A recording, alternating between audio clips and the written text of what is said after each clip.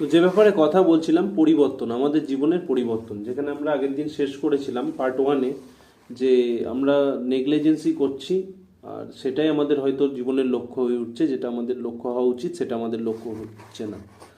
কিন্তু অ্যাকচুয়াল দেখো, আমাদের আহ, জীবনের আশেপাশের মানুষগুলো এমনভাবে সেমভাবেই কিন্তু চলছে, সবাই সেমভাবেই চলছে, এইভাবেই চলছে, এইভাবেই ফলো করছে বলে আমরা কিন্তু এটা ন্যাচারাল বলে ভাবি।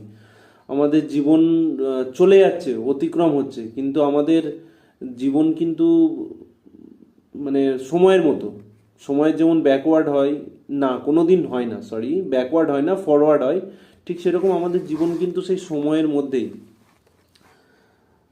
তো তোমাদের এটাই বলবো, নিজেকে একটা প্রশ্ন করে দেখো যে তুমি আদৌ কি পরিবর্তন করছো। এগুলো ভেবে হতাশ হওয়ার কিছু নেই, এগুলোকে তোমাকে পাওয়ার হিসাবে নিতে হবে। তো আমরা সবসময় সব কিছু আবেগ, সৌন্দর্য এইসবের প্রতি আকৃষ্ট হই, কিন্তু এইসবের জন্য যে সেই আবেগ বা যেসব জিনিসগুলো আমাদের হয়তো ভালো লাগছে, সেগুলোর যে কত সাইড ইফেক্ট আছে সেটা কিন্তু আমরা বুঝতে পারি না। তার কিন্তু মানে যেটা, সেটা কিন্তু অনেক গভীরে লুকিয়ে আছে, সেই জিনিসটা বুঝতে হবে আমাদের।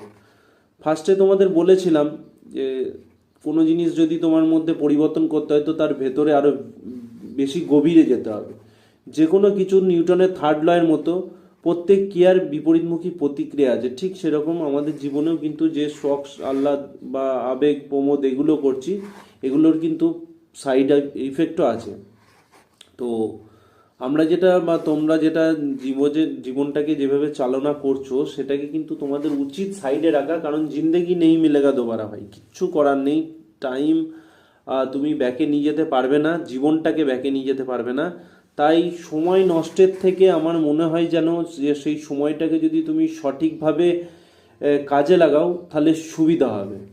তো তোমাদেরকে একটাই কথা বলবো, যে জীবনের সঠিক সময়ে সঠিক জিনিস যদি না আসে, তাহলে সঠিক সময়ে কিন্তু বেঠিক জিনিস যদি চলে আসে, তাহলে কিন্তু আমাদের জীবনটা অনেক কঠিন হতে শুরু করে। মানে প্রত্যেকটা জিনিসের একটা নির্দিষ্ট সময় আছে, আর সেই সময়ের আগে যদি তুমি সেই জিনিসটা পেয়ে যাও, বা সময়ের মানে আগেই তুমি সেটাকে অ্যাচিভ করলে, বিশেষ করে এই মানে আবেগ বা সুন্দর এই আমোদ প্রমোদ এইসব জিনিসগুলো, তাহলে কিন্তু সেগুলো আমাদের জন্য ক্ষতিকারক। যদি অবশ্যই পজিটিভ বা তোমার মানবিকতা, মনুষ্যত্বে, পিওরিটি, অনেস্টির দিকে হয়, তো অবভিয়াসলি নো ডাউট ভালো।